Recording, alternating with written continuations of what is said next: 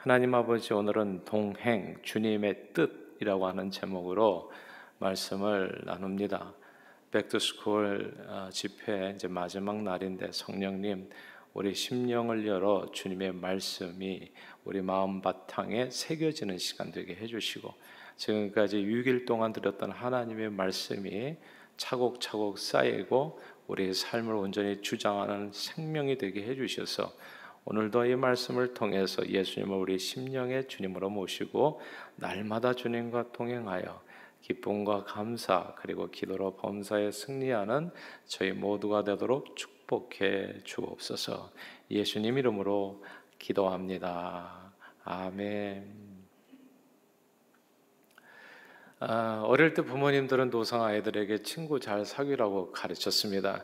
어린 시절에 친구는 때로 정말 큰 영향을 미칠 수 있기 때문에 공부 열심히 하는 성실하고 성격 좋은 친구를 사귀라고 말씀하시고, 또 그런 친구를 사귀는 것처럼 보이고 그런 친구들이 집에 오는 것처럼 느껴지시면 그냥 이렇게 맛있는 거 많이 많이 해주시면서 그런 친구 관계를 격려해 주셨습니다.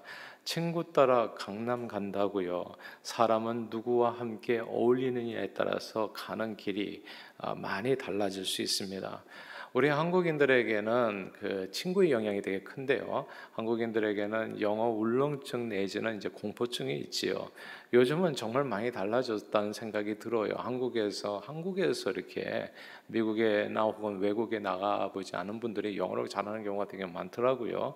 요즘은 정말 달라져서 정말 감사한 생각이 크지만, 예전에는 무려 10년 이상 영어를 학교에서 배워도 미국인을 만나면 영어가 입에서 막 떨어지지 않았습니다. 첫 인사부터 어긋났었지요.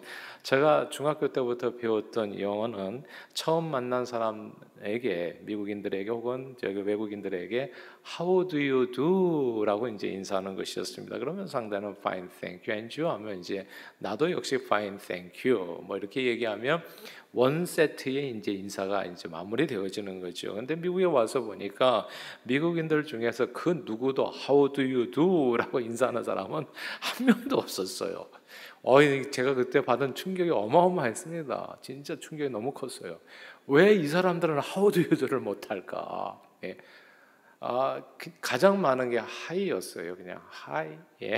그 다음에 How doing이 많았어요. How are you doing인데, 그냥 이렇게 들으면 그냥 How doing처럼 들려요. 그럼 처음에 생각하는 이 How doing이 도대체 뭐냐? How doing 이 뭔지 배운 적이 없었어요. 그러니까 how are you 하면 이제 이게 formal했고, 그 외에 what's up, how's it going, what's happening 등등, 제가 책에서 한 번도 보고 배운 적이 없는 일상 용어가 적지 않았습니다. 저는 쉬운 인사말도 이해할 수 없다는 사실에 대해서 크게 적잖게 당황했고 큰 충격을 받았어요. 차라리 글로 대하는 영어 책이나 타임지가 이해하기 쉬웠지, 미국인들을 만나서 대화하는 것은 무척 두려운 일이었습니다. 영어 회화가 어려웠어요. 그런데 그 어려운 영어 회화를 아이들은 쉽게 외웠습니다. 집에서 한국말만 사용해도요, 아이들을 학교에만 보내놓으면 아이들은 자연히 그 어려운 영어를 미국 사람들처럼 구사했습니다. 정말 부러웠어요. 학교에서 영어를 구사하시는, 영어만 사용하시는 어떤 의미에서는 선생님과 그 친구들과 어울리면서 자연히 영어를 습득하게 되었지요. 책이나 글로만 배우는 영어와 영어를 사용하는 사람들을 사귀면서 대화로 배우는 영어는 정말 큰 차이가 있었어요. 사람은 사람과의 만남을 통해서 진짜 배움에 이르게 된다는 사실을 깨닫게 됐습니다. 이게 중요하니까 다시 반복할게요. 사람은 사람과의 만남을 통해서 진짜 배움에 이르게 된다는 사실을 깨닫게 됩니다. 그리고 사람 사이에서 존재하는 인간은 다른 사람에게 말만 배우는 것이 아니더라고요. 함께하는 사람들의 생각과 행동, 그 모든 삶의 양식을 또 모방하고 배우면서 성장하게 됩니다. 근주자적 금묵자 흑이라고, 좋은 사람과 함께 어울리게 되면 좋은 삶의 행동들을 배우게 되고요, 나쁜 사람과 어울리면 사람에게 자꾸 좋지 않은 일들이 일어날 가능성이 높아지게 됩니다. 인생길 알고 보니 누구와 동행하느냐가 중요했습니다. 생각이 건강하지 않고요, 늘 어둡고 불평을 잘하는 사람들과 함께 어울려 다니게 되면 자기도 모르게 영향을 받게 돼요. 제가 언젠가 말씀드렸던 것처럼 신앙생활 잘하는 방법은 뭐예요? 간단해요. 신앙심이 깊은 사람 옆에 자꾸 같이 다니시면 돼요.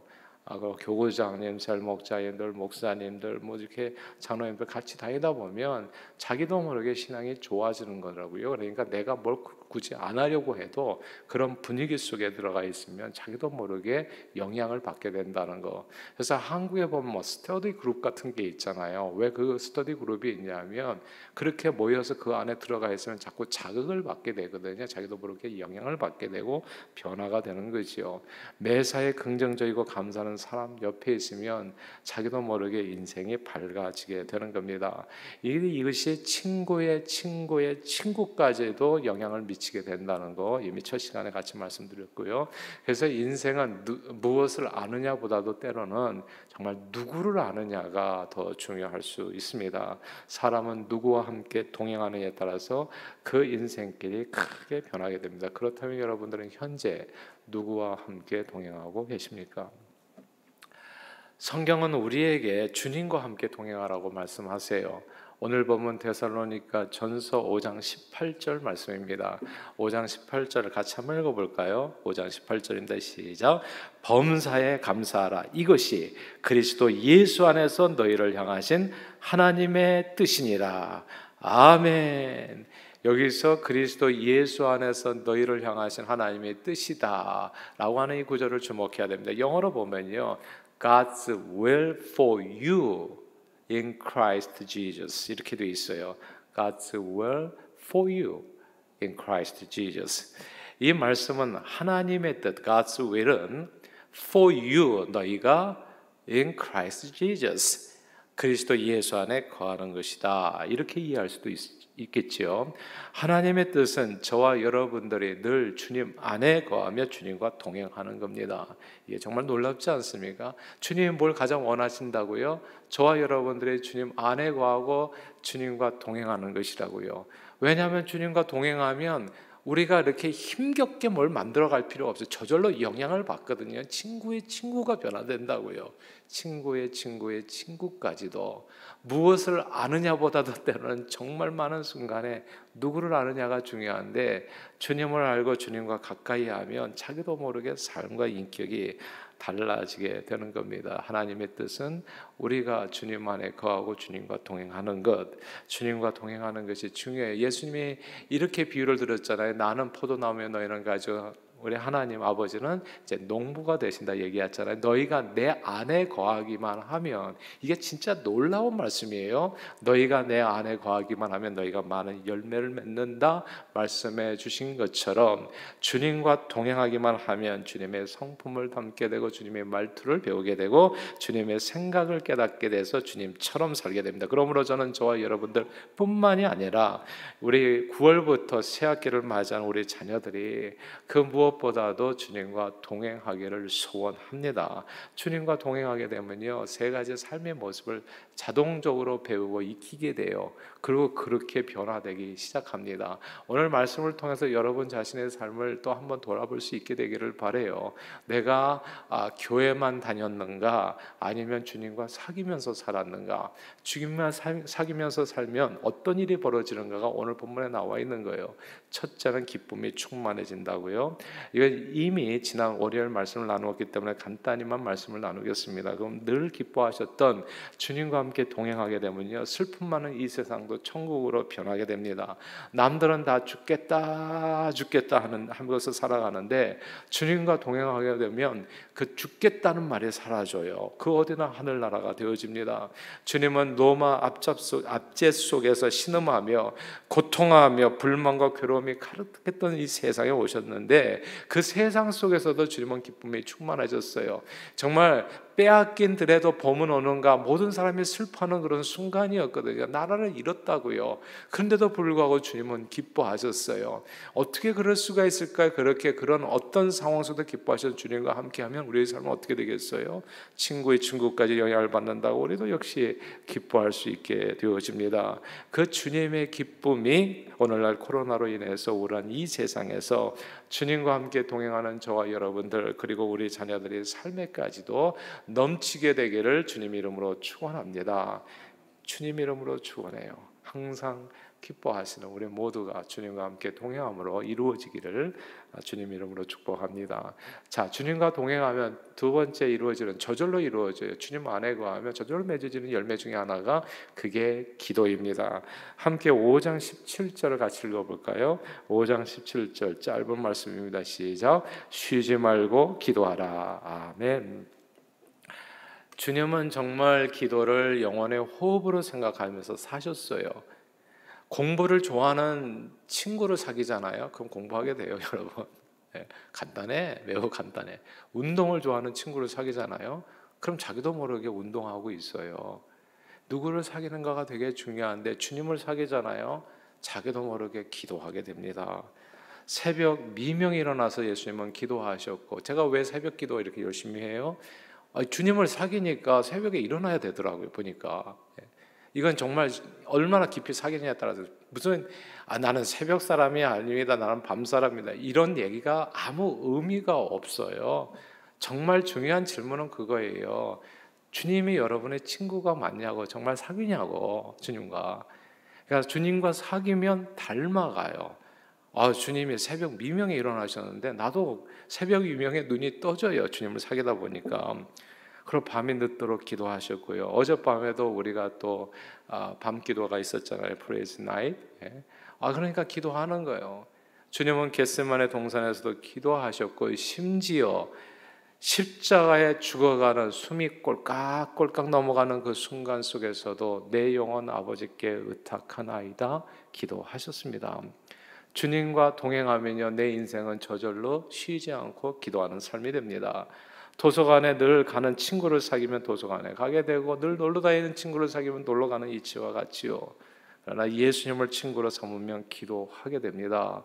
기도하세요, 기도하세요. 강조할 필요가 없어요. 여러분들은 누구를 사귀십니까? 누구와 함께 동행하시냐고요? 저는 정말 저와 여러분들의 주님과 동행하기를 바라요. 주님과 사귀되 깊이 사귈 수 있게 되기를 소원합니다. 이런 얘기를 강조할 필요가 없어요. 말씀 읽으세요, 기도하세요. 필요가 없는 얘기들이에요. 주님과 함께 동행하면 그냥 눈 뜨자마자 주님 앞에 엎드려 기도하게 됩니다. 그리고 잠들기 전에 기도하게 돼요. 그러므로 늘 주님과 동행하셔서 기도로 승리하시는, 기도가 그냥 주님의 모습 따라 그냥 습관이 되어버리는, 저와 여러분들, 우리 자녀들이 다 되기를 주님 이름으로 축원합니다. 두 번째는 기도예요. 세 번째는 저절로 이루어지는 열매가 감사입니다. 이 18절에 보니까 범사에 감사라고 되어 있어요. 한번 18절은 같이 또 읽어볼까요? 시작. 범사에 감사하라. 이것이 그리스도 예수 안에서 너희를 향하신 하나님의 뜻이니라. 아멘. 범사에 감사하라. 세상을 보면 근데 도대체 뭘 감사해야 될지 모를 때가 있잖아요. 정치, 경제, 사회, 문화, 스포츠, 좋은 일은 정말 가끔씩 일어나고, 요즘 한국에 누군가 청와대 청원에 시무 7조라는 걸 넣어가지고 지금 한국이 또 그냥 대단하죠. 인기가 대단해요. 근데 그 내용 잠깐 보면 또 이렇게 무슨 맞는 얘기겠지요. 다 한국 정세에 맞는 얘기겠고, 누군가는 또 맞지 않는 얘기라고 생각할 수 있겠는데, 정말 그 답답함을 토로한 거예요. 근데 제가 그런 내용을 보면서 항상 저는 어떤 생각이 드냐 하면, 진짜 감사는 일도 없구나. 뭘 잘하는지, 그러니까 이건 정말 바꿔야 된다고 생각해요. 우리 크리스천들이 바꿔야 된다고 생각해요. 우리는 감사가 없어요. 이승만 대통령에게 감사하지 않고 윤보선 대통령에게 감사하지 않아요. 우리는 박정희 대통령에게 감사하지 않고, 그렇다고 또 노무현 대통령에게 감사하느냐? 그것도 아니에요. 우리는 아무도 감사하지 않아. 온 세상에 이럴 수가 없어요. 아무도 잘한 게 없어요. 누군가 잘했다고 그러면 또 누군가 분명히 나타나서 얘기해요. 그 사람의 잘못한 일에 대해서. 그리고 잘한 것은 다 누구누구 때문에 이제 그 사람이 잘한 거 아니다. 뭐 아무도 잘한 사람이 없고 감사할 게 일도 없어요. 저는 정말 한국이 대한민국이 헬조선이 되는 까닭은 감사가 없기 때문이라고 생각해요. 그러니까 말하기는 되게 좋죠. 남 꼬집는 건 얼마나 쉽습니까? 남의 잘못을 you missed the spot 얘기하는 건 너무 쉬워요. 근데 감사가 이게 가만 보니까 이게 일반적인 사람의 성품이 아니더라고요. 이게 예수님, 감사하신 주님을 친구로 삼은 사람에게 나타나는 아주 특별한 특징이라는 것을 알게 됐어요. 야, 감사합니다, 감사. 그런데요, 잘 생각해 보면 정말 감사할 것뿐이라는 거 아시죠? 코로나로 인해서 불편한 일들이 하나둘이 아니라는 것을 깨닫게 되면서 우리는 동시에 지난 시절 별로 감사하지 않았던 일들이 얼마나 고마운 일이었는지를 알게 됐습니다.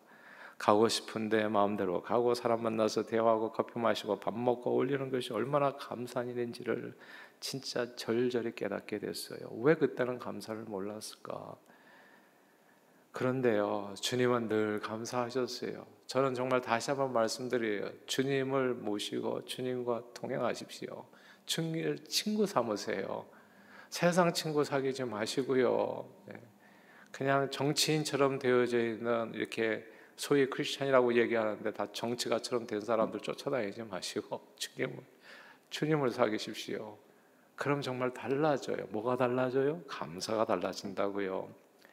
5천 명의 배고픈 사람들 앞에서 예수님이 가지고 있었던 것은 겨우 어린아이의 점심 도시락 하나, 물고기 2마리와 떡 5덩이였어요. 정말 불평이 나올 만도 하지 않습니까? 불만스러운 환경 아니겠어요? 200데나리온의 돈으로도 이건 다 먹일 수가 없습니다. 불평하는 이 빌립의 말을 예수님께서는 뒤로 하셨습니다. 그리고 주님은요, 그 떡 5덩어리와 2마리를 붙들고 축사하셨습니다. 영어 성경으로 보면 이렇게 되어 있어요. Jesus Christ, Jesus gave thanks and broke the loaves. 이렇게 되어 있습니다. 예수님께서는 턱도 없이 모자란 상황에 대해서 gave thanks, 감사하셨습니다. 주님과 함께 동행했던 제자들도요, 아니 예수님이 스승님이 감사 기도를 올리니까 할 수 없이 옆에 서 있다 보니까 다 같이 감사 기도를, 야 우리 기도하자 하니까 어떻게 하겠어요? 다 고개를 숙이지 않겠어요?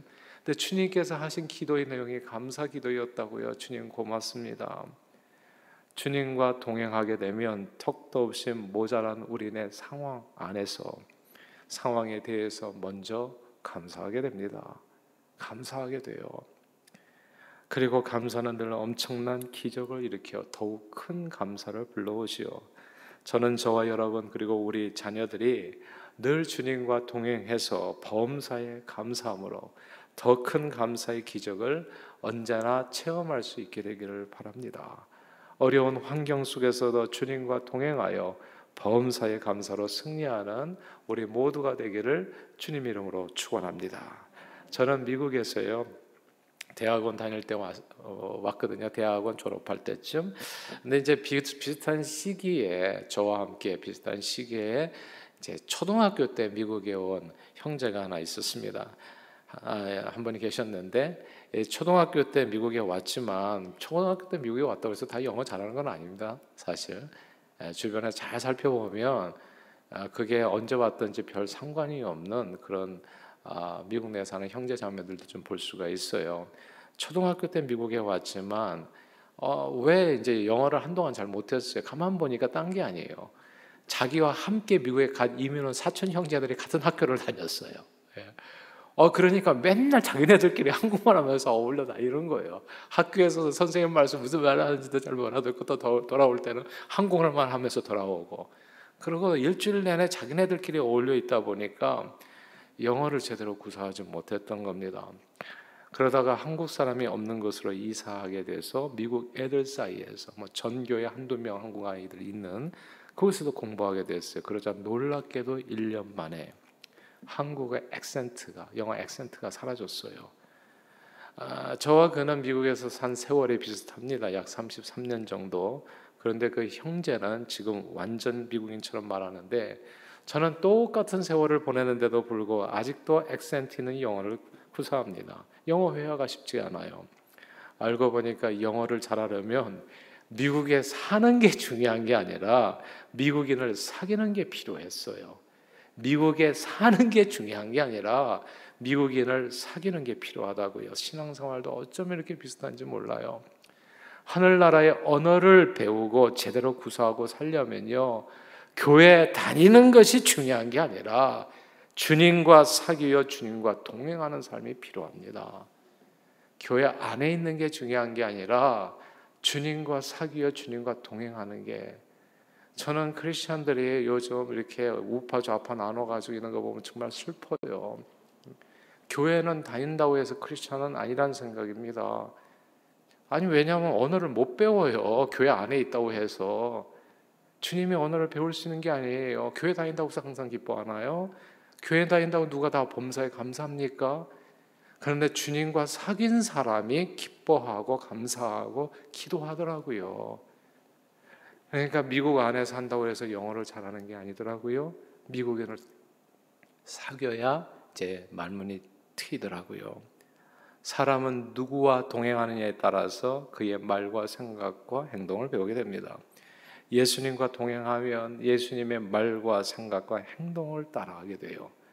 그때 자연스럽게 맺히는 삶의 열매들이 기쁨이요 감사요 그리고 쉬지 않고 드리는 기도입니다. 그런데요, 주님과 동행하는 거 어렵게 생각하시는 분이 계실지 몰라서 말씀 같이 나누면 이게 일도 어렵지 않다는 거. 왜냐하면 성경이 이렇게 말씀했거든요. 볼지어다 내가 문 밖에, 누가? 예수님이 문 밖에 서서 내 마음 문 밖에 서서 문을 두드리려니 누구든지 내 음성을 듣고 문을 열면 내가 그에게로 들어가 그와 더불어 먹고 그는 나와 더불어 먹으리라 말씀하셨습니다. 예수님께서요. 내가 주님과 동행하기를 원하는 것보다 훨씬 더 주님이 내 마음 문을 두드리시며 더욱 나와 동행하기를 언제나 기뻐하십니다. 그래서 주님과 동행하는 것은 사실 하나도 어려운 일이 아니에요. 그저 내가 할 일은 내 마음 두드리시는 주님께 매일 마음을 열어서 나와 함께 동행하기를 기뻐하시는 주님을 내 안으로, 내 마음으로 영접하면 되는 겁니다. 주님, 내 마음을 엽니다. 내 안에 들어오셔서 좌정해 주시고 나를 다스려 주시고 주님이 원하는 사람으로 오늘도 살게 해 주세요. 이거예요. 그러면 바로 그 순간에 주님과의 사귐 데이 1이 되는 거죠. 데이 2가 되는 거고 데이 3가 되는 거고 100일이 되는 거고 1000일이 되는 거고요. 저는 매일 아침 침대에서 일어나면 이게 자동적으로 돼요. 그냥 눈 뜨자마자 바로 앉아서 주님께 기도를 드려요. 여러분들은 어떠십니까? 이거 하나만 바꾸셔도 진짜 엄청난 변화가 여러분들에게 삶에 이루어지리라 저는 확신해요. 아침에 눈을 뜨시면 제일 먼저 하는 게 하나님 아버지 기도하는 거예요. 입이 자동적으로 눈 뜨자마자 덕에 앉아서 그냥 주님께 기도드리는 거예요. 오늘 하루 주셔서 감사합니다. 제가 항상 하는 기도예요. 새벽 기도 때도 하는 기도. 오늘 하루 주셔서 너무 고마워요. 감사합니다. 오늘 하루를 또 저로 하여금 살게 해주셨군요. 감사 기도하고 주님 오늘도 내 마음을 여오니 주여 내 안에 들어와셔서 좌정해 주시고 나의 주인이 되어주셔서 내 삶을 주장해 주시고 나와 동행해 주옵소서. 이렇게 기도드리면 놀랍게도 그래 알았다 오늘도 내가 너와 함께하리라 라고 하는 주님의 음성을 듣는 것 같아요. 그 순간에 모든 어둠이 싹 사라지게 되고 하루를 어떤 설렘 속에서 어떤 고민 속에서 시작하는 것이 아니라 어떤 설렘 속에서 주님께서 나와 동행하시면 오늘 또 얼마나 또 놀랍고 또 신기한 일이 내게 벌어질까, 기쁜 일이 벌어질까, 이런 설렘 속에서 하루를 열어갈 수 있게 되어집니다. 그리고 잠자기 전에는 늘 감사 기도를 드리지요. 감사 기도를 드리면서 깨닫게 된 것이 하나 있습니다. 그거 아주 굉장히 중요한 사실인데요. 이게 감사 기도를 드리면 어떤 일이 벌어지냐 하면 내가 가지고 있었던 안 좋은 기억들, 상처들, 미움과 아픔들이 모두 감사로 지워진다는 사실이에요. 저는 보통 받은 마음의 상처들은 안 지워지는 줄 알았어요. 오래 가는 줄 알았어요. 육체의 상처는 이렇게 뭐 약 바르고 빨간 약 바르고 하면 없어지잖아요. 근데 마음의 상처는 안 없어지는 줄 알아요. 왜냐하면 진짜 10년 전, 20년 전 얘기를 하시는 분들 되게 많거든요. 그래서 안 없어지는 줄 알았는데 제가 비결을 알았어요.